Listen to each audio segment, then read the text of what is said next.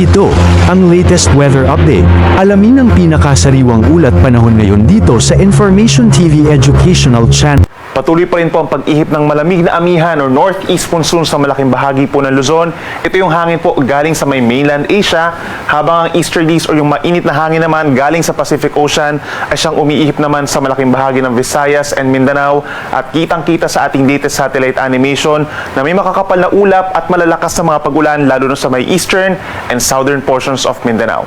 Base rin sa ating latest satellite animation, wala po tayong namamataang bagyo or low pressure area na makakaapekto sa ating bansa hanggang sa matapos ang weekend. Ngayong araw, magbaon pa rin po ng payo ang malaking bahagi po ng Luzon dahil pa rin sa epekto ng northeast monsoon or hanging amihan.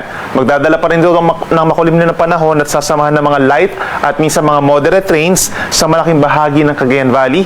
Ganyan din sa Cordillera Administrative Region, pababa ng Aurora, Quezon, malaking bahagi ng Kabikulan, as well as Marinduque, Oriental Mindoro at Romblon. Kaya mag-ingat din po sa mga banta ng baha at landslides.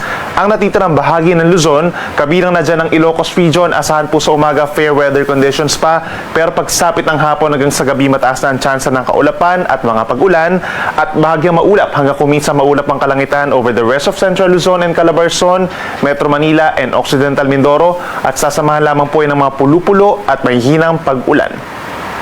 Pagdating naman sa temperatura, dahil po sa epekto ng malamig na amihan, lalamig din po ang malaking bahagi ng Luzon, lalo na sa madaling araw. For Metro Manila, posible pa rin ang hanggang 23 degrees Celsius na minimum temperature. Dito sa may Cordillera Region, kagaya na lamang sa may Baguio, between 14 to 15 degrees Celsius in early morning, habang dito naman sa may Tuguegarao, pinakamababa ang 21 degrees, as well as Tagaytay City.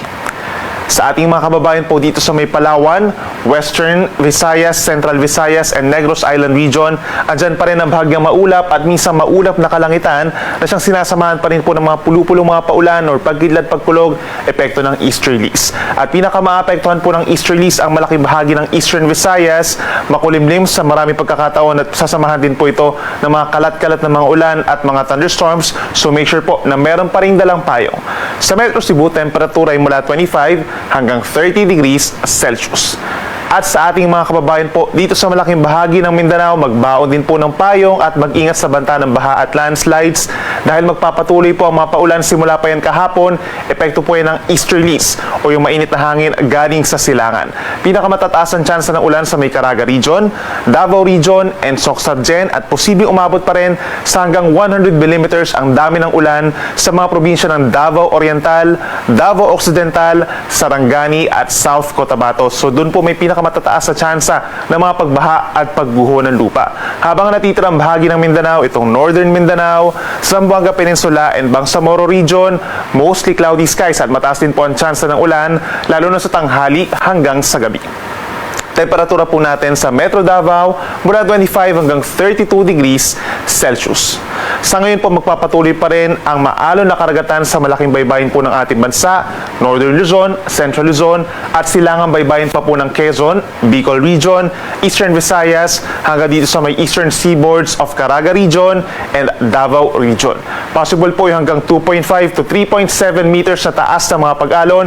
Equivalent po yan sa higit isang palapag ng gusaling taas sa mga pag-alon po yan, delikado pa rin for small sea vessels at posible magkaroon na tayo ng gale warning pagsapit mamayang hapon dito po sa may extreme Northern Luzon. Samantala sa natitirang baybayin po ng Southern Luzon, Visayas and Mindanao, banayad pa rin hanggang minsan katamtaman ng mga taas ng alon, lalo na kapag meron tayong mga thunderstorms. At para naman sa ating 3-day weather forecast from Thursday up until Saturday, mataas ang tsansa ng mga paulan natin sa may silangang baybayin pa rin o silangang bahagi po ng ating bansa dahil pa rin sa iba't ibang weather systems. Kabilang na dyan ang shear line o yung pagbabalik po ng banggaan ng hangin na amihan at yung mainit na easterlies, magpapaulan sa may Cagayan Valley, Aurora, Quezon at northern portion of Bicol Region.